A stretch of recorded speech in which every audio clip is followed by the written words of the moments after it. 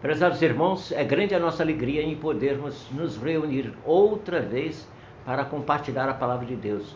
E estamos dando prosseguimento àquele estudo que desenvolvemos sobre as bem-aventuranças, já agora pegando a parte das bem-aventuranças, depois pegando as outras partes do Sermão da Montanha, que dizem em conselhos práticos quanto à questão do crente ser luz, quanto à questão da nosso respeito à lei e assim por diante. Nós estaremos nos dias subsequentes focalizando todo esse texto do Sermão da Montanha. E nós queremos nesta hora, ao mencionar isso, queremos também agradecer a todos os irmãos que têm orado por nós. Por esse que vos fala, pastor Marcelo, por problemas de saúde que ele tem enfrentado, mas que tem sido abençoado, guardado, protegido por Deus. E sei que os irmãos estão se lembrando de orar por mim, porque muitas vezes eu tenho feito contatos pessoalmente e às vezes também por telefone, por e-mail, tem chegado as expressões dos irmãos dizendo que estão orando por mim, orando pelo programa, orando pelas pessoas que estão sendo alcançadas pela mensagem do Senhor. É isso que nós buscamos, é alcançar pessoas e alcançar principalmente aquelas que estão necessitadas da palavra de Deus, que produz resultado em nossas vidas. Nós também queremos agradecer pelas bênçãos concedidas aqui em casa. Minha esposa continua na batalha dela de poder se levantar e andar, e assim ela está prosseguindo, fazendo os exercícios e procurando melhorar cada dia. Mas temos também a Marta. A Marta pegou o Covid e não queria pegar, mas o Covid pegou a Marta, né? E então agora ela está lutando para sair dele, mas está lutando e cremos que estará vencendo proximamente esse problema que já diminuiu bastante. Eu acho que mais algum tempo ela estará em plena atividade, já nos ajuda, não está parada não, está ali controlando algumas coisas dessa programação que estamos fazendo. Então estamos felizes, queremos agradecer a Deus por esses momentos e dar prosseguimento então aos estudos. Fechamos os nossos olhos e oremos ao Senhor nosso Deus e Pai. Querido Pai Celestial, nós te agradecemos por esse momento que Tu nos concedeste. Nós te agradecemos pela graça do Senhor Jesus Cristo, poderosa, operando em nossas vidas. E queremos também, Senhor, te suplicar que Tu nos abençoes nos momentos subsequentes, em todos a nossa palavra, em toda a nossa atuação. Que nada nos desfaça, nos desvie de pensamento, nossa visão daquilo que é o que Tu queres de nós. Nós te pedimos e agradecemos estas bênçãos no nome do Senhor Jesus. Amém. Queremos dar prosseguimento, então, fazendo a leitura. Depois das bem-aventuranças, nós entramos no assunto sal e luz. Na sequência do texto de Mateus capítulo 5, vamos ler versos 13 e seguintes até o 16. Não iremos muito mais adiante porque temos algumas dificuldades próprias. Eu mesmo tenho problemas quanto à voz, mas eu espero que dê para poder terminar o estudo sem maiores problemas. Também temos alguns outros probleminhas que surgem aqui em casa às vezes, porque nós temos animais que de vez em quando querem participar. Jesus nunca se incomodou muito com os animais, porque quando ele nasceu, quando ele foi colocado nesse mundo, foi numa manjedoura, cercado por bichinhos de todos os lados, né?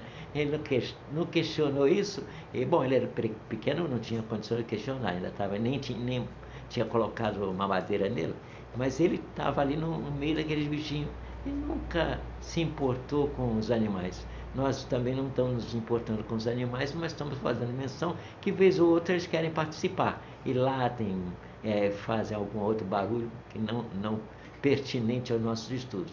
Nós vamos então fazer a leitura bíblica nesta hora. Mateus capítulo 5, verso 13 até o verso 16. Diz-nos assim a palavra de Deus: vocês são o sal da terra. Ora, se o sal vier a ser insípido, como lhe restaurar o sabor?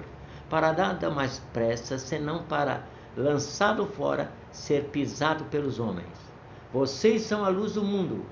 Não se pode esconder uma cidade edificada, situada no alto de um monte, nem se acende uma lamparina para colocá-la debaixo de um cesto, mas num lugar adequado, onde ilumina bem todos os que estão na casa. Assim brilhe também a luz de vocês diante dos outros, para que vejam as vossas boas obras e que vocês fazem e glorifiquem o Pai de vocês que está nos céus. Que o Senhor abençoe a sua palavra em nossos corações. No prosseguimento desse estudo, e agora pegando o Sermão da Montanha, esse ensino sobre sal e luz, nós queremos ver como é que Deus opera nas nossas vidas. Ele age de maneira esplendorosa em nosso viver, fazendo com que nós tenhamos experiências que muitas vezes julgamos que nunca teríamos e de repente nós as temos. E são experiências que nos ajudam na nossa caminhada. Então ele disse: vocês são o sal da terra. Ora, se o sal vier a ser insípido, como lhe restaurar o sabor? Para nada mais presta senão para, lançado fora, ser pisado pelos homens. Eu pensei que eu nunca teria essa experiência e ver isso daí acontecer. Mas passando um período de férias lá em região dos lagos, eu estive lá em uma área que tem aquelas montanhas de sal que foram tiradas da terra e preparados para serem comercializados. Mas algumas daquelas pilhas de sal já perderam o sabor. Estão assim escurecidas, e eu sei que daí a um tempo eles vão retirar aquela camada e jogar fora. Não tem lugar próprio para jogar aquele lixo, não tem aquilo. E o que é que eles fazem? Jogam na estrada e as pessoas que passam ali pisam no que era anteriormente o sal que deveria ter sido comercializado e não foi. Então ele disse assim: veja só, olha o que aconteceu. Aí eu estava conversando com algumas pessoas enquanto passávamos por ali. Vejam só, a Bíblia diz que se o sal da terra vier a se tornar insípido, como é que se pode restaurar o sabor? Se o sal deixar de ter a sua propriedade de ser salgado, né, como nós o conhecemos, para temperar a nossa comida, mas aquele sal bruto que é tirado dali do mar e daquelas caixinhas onde ele foi colocado e depois retirado dali para ser comercializado, se o sal se tornar insípido, isso é, sem sabor, ser uma pedrinha qualquer, sem ter o sabor de sal, ou sem ter as propriedades do sal, então como lhe restaurar o sabor? Para nada mais presta senão para, lançado fora, ser pisado pelos homens. Muito tempo atrás, eu vindo lá da interior de estado aqui da São Paulo, para vir para o Rio de Janeiro. Eu vim para poder me agregar a um grupo de colegas do Banco do Brasil que trabalhavam ali perto da Praça da República. E quando eu cheguei ali, encontrei um grupo de pessoas que não eram cristãs, obviamente. Um grupo daqueles que estavam ali, eu procurei saber quais eram os evangélicos, não os encontrei. Na realidade, encontrei um, depois de um tempo, que tinha se afastado do evangelho. E então, quando cheguei ali e me identifiquei como ser evangélico, então houve um rapaz ali do grupo que disse assim: você é evangélico? Mas daqui a pouco vamos fazer com você o mesmo que aconteceu com o outro, que era evangélico e agora não está fazendo nada disso porque ele se desviou. E nós vamos desviar você também. Disse: isso não vai acontecer assim não. Primeiro que eu sou com Deus, e eu não pretendo me desviar do evangelho. O que pode acontecer é vocês irem nos visitar lá na igreja que eu sou pastor. Ele riu e tocamos o caminho, né? O que é curioso nessa história toda não foi o meu diálogo com aquelas pessoas. O diálogo foi apenas a introdução dos meus problemas que eu enfrentei naquela agência. Não foram poucas as dificuldades, mas uma coisa é preciosa. Uma coisa é de notar que é preciosa, como Deus nos abençoou naquela agência. Com aquela recepção que não foi nada amistosa, mas que Com o passar do tempo, aquele que pensava me desviar acabou desistindo da ideia. E outros que tinham outras pretensões não o fizeram, porque notaram que eu tinha um compromisso com Deus. E esse compromisso com Deus produziu algumas coisas incríveis. E não dá tempo para contar todas essas coisas incríveis. Talvez eu possa me referir a uma delas somente nesse momento. E uma coisa que me chama a atenção nesse texto é que se o sal for insípido, que não tiver valor, sabor, para nada mais presta senão para lançado fora, ser pisado pelos homens. Certa vez eu estava dentro da agência trabalhando, e era longo tempo que eu estava ali trabalhando, já estava chegando a hora de eu sair. Eu saía às 8 horas da noite normalmente, porque começava mais tarde. Mas quando eu estava para sair, ainda tinha uns 15 minutos, eu virei para um grupo que estava procurando a diferença, assim, quanto é a diferença? Está ali, pode ver lá. Nem quiseram saber, eu era novo de agência, o que é um funcionário novo e ajudar um grupo de funcionários de alguma experiência que estavam ali procurando uma diferença, que já estava por mais de 10 dias procurando a diferença. E então ele disse assim, está lá em cima da mesa lá. Eu fui lá olhar, e quando eu olhei, vi os números ali, guardei mais ou menos os números na cabeça, e procurei algumas fichas para ver se por acaso naquelas fichas tinha alguma coisa daqueles números que ali apareciam. E quando eu estava selecionando algumas fichas, numa daquelas fichas eu encontrei exatamente um local que tinha aqueles números que formavam aquela relação que estava ali no coisa. E olhei então em cima na máquina. Então ali eu naquela hora disse assim, olha, eu achei um lugar que tem esses números que estão aqui. Escorreram todos na minha direção. Vieram como como se fosse um abutre que tem lá, a carniça, e os urubus vieram em cima de mim. Em pouco tempo eu estava cercado de funcionários, e eu tratei de sair debaixo deles, porque eu achei que eles iam me sufocar ali. E eles começaram a discutiram muito tempo. Depois de discutir ali muito tempo, eles olharam para mim e disseram assim, o pastor achou a diferença. E eu fiquei encantado, porque pela primeira vez eles usaram essa maneira de falar em relação a mim. O pastor achou a diferença. Porque eles consideraram, porque eles estavam há mais de 10 dias procurando a diferença e não achavam, eles entenderam que foi obra divina. Porque Deus me revelou onde estava a diferença e que em poucos momentos que eu estava ali pesquisando, eu encontrei. Então, eu acho que muitas vezes nós não valorizamos aquilo que é a ação de Deus em nossas vidas. Naquele dia, naquela hora, eu disse assim, Deus me colocou aqui e agora Ele vai fazer a obra dele como Ele quer, né? Não como eu quero, mas como Ele quer. E então o chefe, que era irmão de Júlio Goricin, era o senhor Moisés Mogorotti, ele disse para mim, amanhã tantas horas você esteja aqui que nós vamos lá no gabinete do gerente. Eu, sim senhor, nunca tinha estado lá no gabinete do gerente assim a convite. Lá fui eu, cheguei na hora que ele determinou, e então lá estávamos no gabinete do gerente. E ele chegou para o gerente e disse assim, o gerente falou, vocês acharam a diferença? Achamos a diferença. Quem achou a diferença foi o pastor Marcelo. Ele que achou a diferença. Então ele me conheceu. E naquele instante ele entendeu que eu era o pastor que eles falavam. Então ele poderia dizer, foi o Marcelo, simplesmente. Mas não, o pastor Marcelo.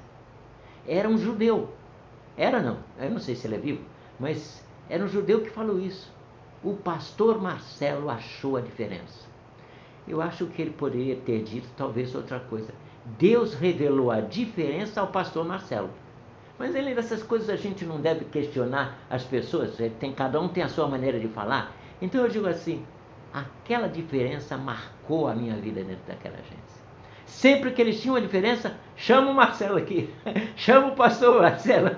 Pensava que eu tinha bola de cristal, varinha de condão para achar as diferenças. Não era. Tinha uma coisa que me caracteriza muito, é a capacidade de guardar números e também de observar detalhes extras que escapam ao discernimento e a apreensão das pessoas normais. Não que eu seja anormal, mas as pessoas comuns, vamos dizer assim. E então, quando eu estive ali e descobri aquela diferença, Deus abriu uma avenida enorme diante de mim, porque as pessoas, quando tinham diferença, chamam o pastor Marcelo. Eu ia lá ajudar, não tinha problema não, ajudava. Normalmente eu achava as diferenças, mas isso não era tão importante, o importante era trabalhar. E agora, naquele lugar onde queriam me acabar comigo, agora estavam vendo que eu fazia diferença naquele grupo. E importante, irmão, é que o irmão faça a diferença no grupo em que o irmão está, trabalhando, como servo leal, como servo obediente, que chega na hora e que trabalha, faz o seu trabalho com consciência, faz o seu trabalho de tal maneira que todos possam observar que você é diferente, que você obedece a Deus, que você segue os ensinos do Senhor e que você é sal da terra, você é luz do mundo, você está ali para fazer diferença. Eu sorri naquela ocasião e disse: Deus tem a sua maneira de agir, eu não sabia como é que eles iam começar a me colocar em ação. E foi através das diferenças. Eu me tornei uma pessoa que gostava das diferenças. Quando tinha diferença, eu disse: opa, Deus está providenciando uma maneira de eu poder trabalhar mais a serviço do Senhor, né? Então eu gostaria de dizer, não é uma coisa ruim a diferença em si. A diferença, para aqueles que trabalham no caixa, seja no banco ou seja em qualquer lugar, é um terror. As pessoas ficam agoniadas. Agora, quando diziam a diferença, opa, chegou a minha vez, vamos lá, né? E vamos trabalhar. É importante que nós sejamos, no mundo em que vivemos, luz, sal e luz, para ajudar as pessoas que estão vivendo ao nosso redor. Você já pensou nessa oportunidade sua de ser sal da terra e luz do mundo no lugar em que está? A Bíblia nos diz na sequência: não se pode esconder uma cidade edificada no alto de um monte, nem se acende uma lamparina para colocá-la debaixo de um cesto, mas num lugar adequado, acima, onde ilumina bem todos os que estão em casa. Assim brilhe também a luz de vocês diante dos outros, para que vejam as vossas boas obras que vocês fazem e glorifiquem a Deus, o Pai de vocês que está nos céus. Quando eu saí a última vez lá da agência onde trabalhei muito tempo, um colega meu de lá, que trabalhou muito tempo comigo, Celso, ele disse para mim: Marcelo, eu queria dizer uma coisa para você. Quando você se despediu da agência e você recebeu a indenização que era das coisas que você teria direito, então você recebeu um dinheiro alto, que você, a primeira coisa que fez foi comprar uma Furriline para trabalhar na igreja. E eles todos disseram: essa não. O homem trabalhou tanto tempo e quando reúne um dinheirinho que pode ser para seu divertimento, para viagem ou qualquer outra coisa, o que ele faz? Ele compra um carro e dá para a igreja. Então eles ficaram abismados em relação a isso. Mas uma coisa eles descobriram com o tempo: o carro serviu muito à Igreja Batista do Calvário. E agora ele foi remodelado e está sendo restaurado para ser usado lá no sul do Brasil, que o pastor Geraldo Gomes de Moraes Sobrinho comprou o carro, meio quebrado, está restaurando para ser um veículo muito mais eficiente do que foi no passado. Ele localizou o carro. Coisas que eu não pensei que ele pudesse fazer, era localizar o carro e depois restaurar o carro. Eu digo para vocês, não é o carro, é Deus quem faz a obra. E ele usou aquelas pessoas ali para dizerem aquilo, para que depois eles vissem como Deus me abençoava na igreja e em todo lugar. Eu os convidei muitas vezes a irem na cerimônia lá da igreja, em que eu estava comemorando bodas de prata ou qualquer outra atividade, e eles iam lá. Entre eles ia um daqueles que ridicularizavam e disse assim: nós vamos ver você caído aí. Mas não aquele primeiro não, outros.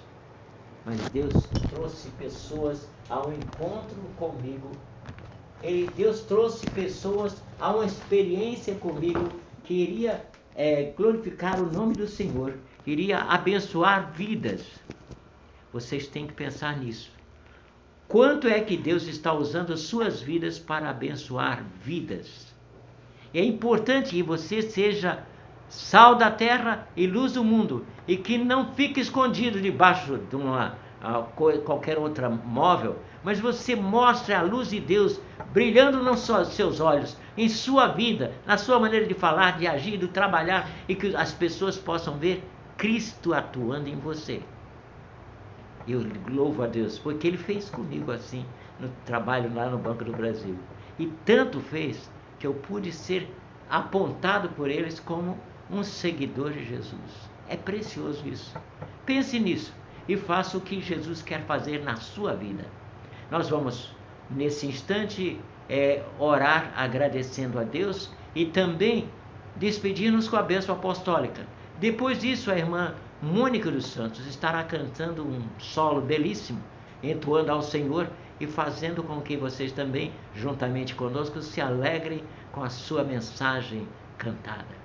Vamos orar.